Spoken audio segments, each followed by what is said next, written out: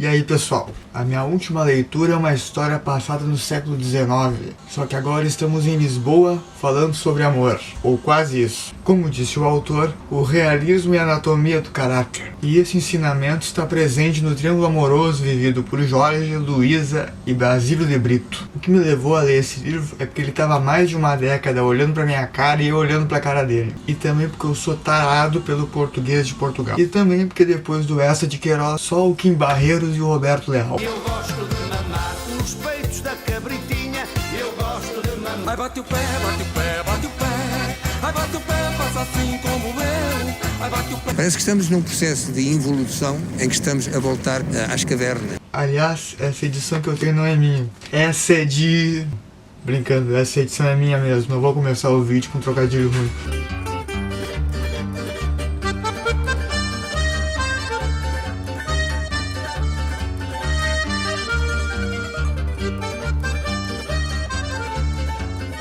Em O Primo Basílio, Jorge e Luísa formam um típico casal burguês de Lisboa. Já de início, sabemos que Jorge vai ao Alentejo no outro dia para trabalho e volta só quando acabarem seus negócios. Enquanto folheia o jornal, muito fresco, na sua camisa de chita, anuncia que o Primo Basílio chegará por esses dias. Deve chegar por esses dias, vindo de Bordeaux, o senhor Basílio de Brito.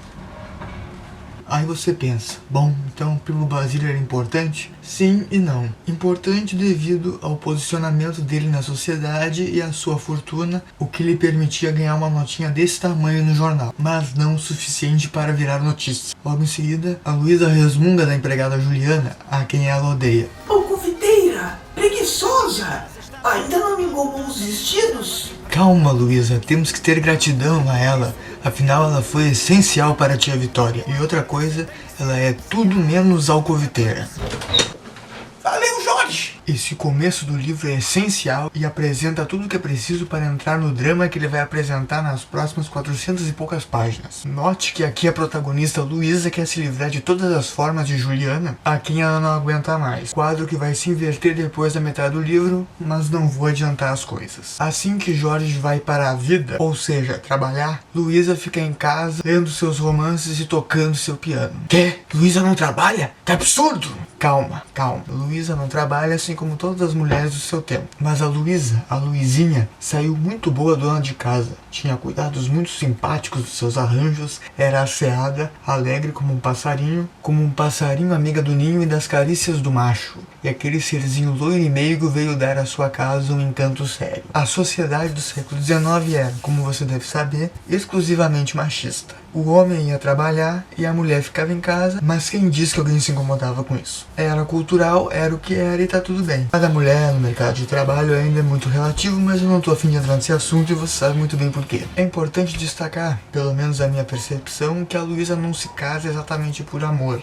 mas mais por uma espécie de comodidade e pra agradar a mamãe dela, ou mamã. Voltando ao assunto, tão logo Luísa fica sozinha em casa, as recordações com o Primo Basílio começam a aflorar. Foi seu primeiro amor ainda na adolescência e namoravam em Sintra, seja a casa em Colares ou na Rua Madalena. Um dia veio o final. João de Brito, que fazia parte da firma Bastos e Brito, faliu. A casa de Almada, a quinta de Colares foram vendidas. Basílio estava pobre, partiu para o Brasil. Que saudades! Basílio vai para o Brasil tentar se recuperar financeiramente e assim como no namoro de verão, o romance dos dois acaba. 3 ou 4 anos depois, Luísa conhece Jorge e os dois se casam. E vivem um relacionamento morno e convencional de um típico casal burguês. Antes de Jorge partir para o Alentejo, dá um serão na sua casa com seus ilustres convidados. Julião Zuzarte, o conselheiro Acácio, Ernestinho, Sebastião, o bom Sebastião e Dona Felicidade. Julião Zuzarte é um primo distante que quer conseguir algum cargo na medicina. O conselheiro Acácio é um ministro aposentado e amigo antigo do seu Geraldo, pai de Jorge, além de muito demagogo. Gosta de falar bonito e exaltar nomes e pessoas. Ernestinho, franzino escritor de peças de teatro, que vivia com uma atriz e estava prestes a estrear Honra e Paixão, sua primeira peça dramática. Embora na batalha mesmo fosse empregado na alfândega. Me identifiquei com esse personagem, inclusive. Sebastião, o grande Sebastião, é amigo de Jorge desde antes de sua mãe morrer. Moravam juntos e planejavam grandes projetos. Porém, Jorge decidiu casar. Por fim, Dona Felicidade é a personagem mais escrachada da história. Sofre de gases e tem problemas estomacais, e ao mesmo tempo que tenta administrar esse desconforto, tem uma chama de amor pelo conselheiro Acácio, que, como você deve imaginar, é recusado. Não participa do sarau, ou serão, tanto faz, mas é também crucial na história. Leopoldina, a pão de queijo, a quebrais. Ela é amiga de Luísa desde os tempos do colégio, porém tem a fama de estar sempre procurando novos amores. Quando Jorge descobre que Leopoldina visitará Luísa mais cedo, fica furioso e fala a sós com Sebastião na alcova. Sabes quem esteve aí de tarde? Disse logo Jorge, acendendo o cachimbo. Aquela desavergonhada da Leopoldina. Que te parece, hein? E entrou? Perguntou Sebastião. Entrou, sentou, esteve, demorou-se. Fez o que quis. A Leopoldina, a pão e queijo. Quando penso que aquela desavergonhada vem à minha casa, uma criatura que tem mais amantes que camisas. Nessas primeiras páginas fica explícito que vai consumir boa parte do livro. A curiosidade, na melhor das hipóteses, da vizinhança em relação ao que acontece dentro da casa de Jorge. O que sim, é bastante, totalmente hipócrita, já que todo mundo nessa história parece que precisa pular uma cerca. Sai Jorge e 12 dias depois entra Basílio quase como se tivesse combinado. Na verdade, Basílio vai visitar a prima sabendo que Jorge já foi embora. A empregada Juliana, que é peça fundamental da história, anuncia que entrou um janota em casa. Um negócio? Um negócio? Disse Luísa muito surpreendida. Deve ser algum recado para Jorge. Mande entrar. Como é o sujeito? É um janota. Luísa desceu o véu branco, calçou devagar as luvas de pôr de suede claras, deu 2 pancadinhas fofas ao espelho da gravata de renda e abriu a porta da sala. Era o primo Basílio. Depois de recordarem os velhos tempos e ele confessar para ela que veio pois sabia da ausência do marido, dá-lhe um beijo na mão e vai embora. Luísa fica estendida na causese, pensando como devia ser interessante a vida do seu primo. É noite. Juliana vai até o quarto de Luísa perguntar se ela não quer luz, com um casabeque nos ombros e as chinelas arrastando. Credo, mulher! Pareces a imagem da morte! Vá-se! Vá-se! Sem falar nada, Juliana vai para os seus aposentos, um quartinho minúsculo cheio de pó, e a partir daí o livro foca um instante na origem miserável de Juliana. Nunca conseguiu juntar muito dinheiro, apenas mágoas e dívidas, de casa em casa, de patrão em patrão. Entendemos nas páginas seguintes a dimensão da personagem de Juliana, que é praticamente uma antagonista, se é que não é uma antagonista. A partir daí, os dias de Luísa se tornam vai e vem entre receber os amigos de Jorge, principalmente Sebastião, e as vindas frequentes do primo Basílio. De tanto verem a coupé de Basílio estacionar à frente da sua casa, o Paula, as Azevedos, Sebastião, Julião Zuzarte e quem mais fosse da vizinhança começam a botar o olho em cima de Luísa. Sem esquecer da alcoviteira principal, Juliana. O fato desse livro se chamar O Primo Basílio é quase em si mesmo uma ironia, já que o livro é muito mais sobre o olho grande da vizinhança do que sobre o relacionamento dos dois propriamente dito. Como se fosse um negativo de um filme, mostrando tudo menos a foto. Ou como A Janela Indiscreta, de Hitchcock. Só que ao invés de ser James Stewart vigiando a vizinhança, é a vizinhança vigiando James Stewart. Basílio e Luísa saem ao passeio, acompanhados por Dona Felicidade, e lá encontram Sebastião. Temendo serem vistos pela vizinhança, Basílio fica um tempo sem aparecer, até que chega uma carta do Galão Hotel Central onde ele está hospedado. Não pudera, escrevia ele, estar mais tempo sem lhe dizer que a adorava. Mal dormira. Para poderem se encontrar sem que ninguém os veja, Basílio aluga uma casinha e dá-lhe o nome de Paraíso. Enquanto Luísa lê a carta, Juliana, já desconfiada do parente da patroa, em ponta dos pés pega na algibeira do vestido de Luísa o bilhete que ela mandará para Basílio e o repõe de volta. Porém, mais adiante, nesse mesmo dia, Luísa, no escritório de Jorge, escreve uma carta para Basílio dizendo como ama o primo e não aguenta mais de saudades. Nesse mesmo momento é interrompida por Dona Felicidade, que chega para falar de uma espécie de feiticeira do amor, que promete, ao custo de 8 moedas, fazer com que o conselheiro Acácio goste dela também. Luísa guarda a carta num recipiente chamado sarcófago, que é uma caixa usada para guardar rascunhos, e vai fazer sala para a Felicidade. Porém, ao voltar para a sala, surpresa, os papéis foram todos para o lixo. Luísa consegue recuperar ainda 2 ou 3 cartas e dá o drama por encerrado. A partir daí, Juliana começa a ficar toda apaixonada pelo casal. O que na primeira vez que eu li, sim, eu li o livro 2 vezes para fazer a resenha, pareceu que ela estava realmente gostando do romance dos dois. Mas depois me pareceu que ela estava apenas sendo cínica, e você já vai entender por quê. Assim que Luísa bate o pé ao portão do paraíso, tem a sua primeira desilusão. Longe de ser um Taj Mahal, é um quartinho encardido, fedorento e cheio de pó. Em matéria de ironia, essa de Queiroz sabe não ser romântica. Mesmo se encontrando com Basílio fora de casa, ainda assim os vizinhos e amigos dão jeito de saber aonde ela está indo e o que está fazendo. O olhar esbugalhado de Juliana apossava-se dela e ela dizia consigo: a cabra, a grande bêbada. E aqui acontece uma coisa bastante interessante, onde a técnica se sobressai ao enredo. Luísa, apressada para ir ao paraíso, acaba se fechando com o conselheiro Acácio, que decide caminhar com ela para exibir sua erudição e a sua opinião formada sobre tudo. E depois de descobrir o paraíso sem Basílio e voltar para casa, descobre-se sem um vintém. Esse trecho é bem engraçado até, lembra aquelas comédias mudas do Buster Keaton ou do Chaplin. Entra em casa aguentando os desaforos de Juliana, e quando ameaça botar ela para fora, é que a história tem seu grande plot twist. Que diz você? Que as cartas que a senhora escreve aos seus amantes tenho as eu aqui!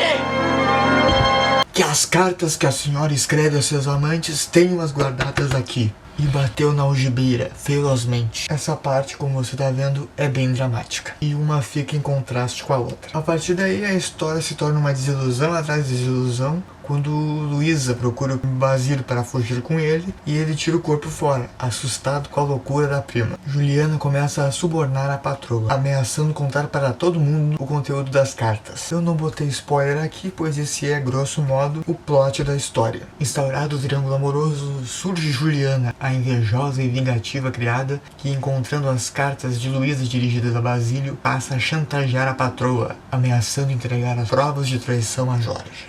Eis que um belo dia, Jorge volta das suas viagens de negócio. Nesse dia, pela 1h, Jorge e Luísa acabavam de almoçar, como na véspera da partida dele. A mesma praça, o mesmo banco, o mesmo jardim.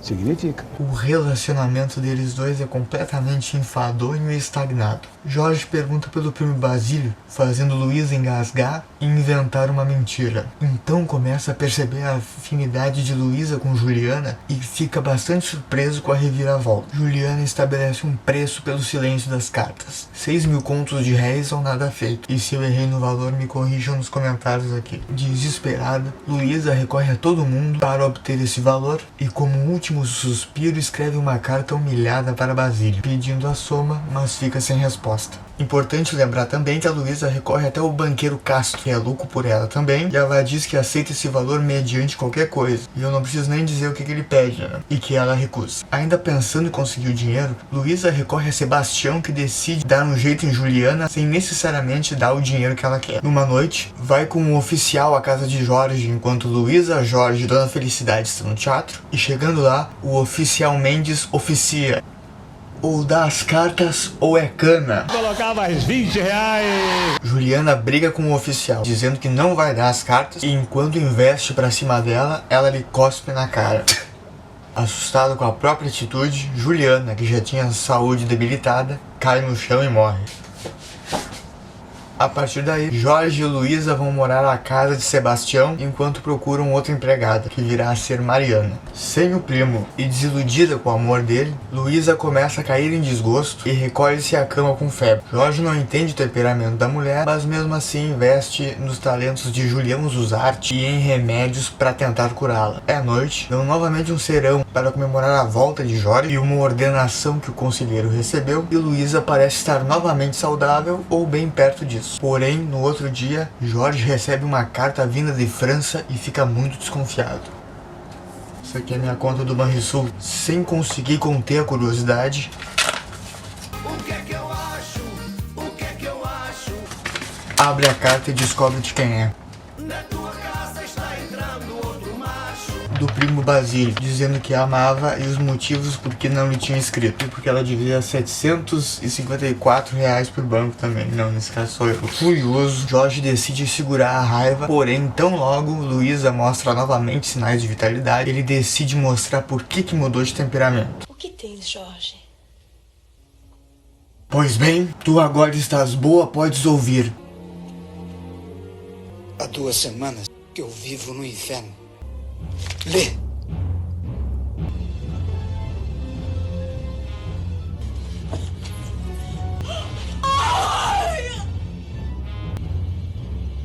Vivo no inferno há 2 semanas, quem me diz disto? E estendeu-lhe a carta de Basílio. Abriu a carta devagar, viu a letra do primo, num instante adivinhou-a. Fixou Jorge do modo desvairado, caiu sobre os joelhos e ficou estirada no tapete. A partir daí a coisa vai ladeira abaixo. A febre de Luísa volta com todo vapor, virando uma febre cerebral, e a protagonista passa seus últimos dias definhando na cama e delirando fantasias com o primo Basílio. Nos seus últimos momentos, raspam-lhe a cabeça e enquanto Jorge se arrepende de ter mostrado a carta, o pulso de Luísa começa a parar. Cá entre nós, o Jorge foi meio burro, né? Eu também acho. Dias depois acontece o velório e Jorge volta a morar com Sebastião. Passa-se 1 ano e eis que um belo dia um coupé estaciona novamente em frente à casa de Jorge. É Basílio, vindo dar um fim a um de seus negócios e passando para ver como está a prima. Basílio recuou ao meio da rua. As portadas verdes estavam fechadas, a casa tinha um aspecto mudo. Basílio dirigiu-se ao Paula. Os senhores que ali moram estão pra fora? Já não moram, disse o Paula soturnamente. Então não sabe? O que, homem de Deus? Pois sinto dizer-lhe, a senhora morreu. Basílio volta para o Hotel Street e fala para o Visconde Reinaldo. Minha prima morreu. Coitada. Basílio teve um sorriso resignado e, depois de um silêncio, dando um forte raspão no chão com a bengala, que ferro podia ter trazido a Alfonsine, e foram tomar xeriz à taverna inglesa. Esse Basílio é ou não é um tremendo filho da...